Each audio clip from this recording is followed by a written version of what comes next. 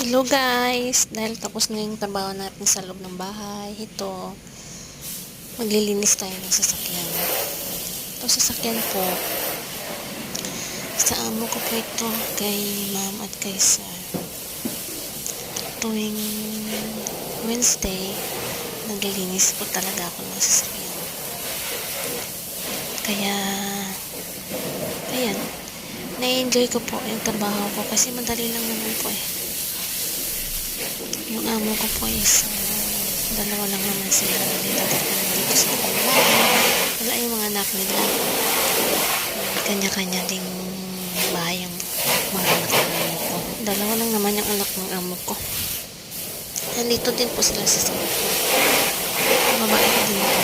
Kaya I'm so lucky to have a good employer.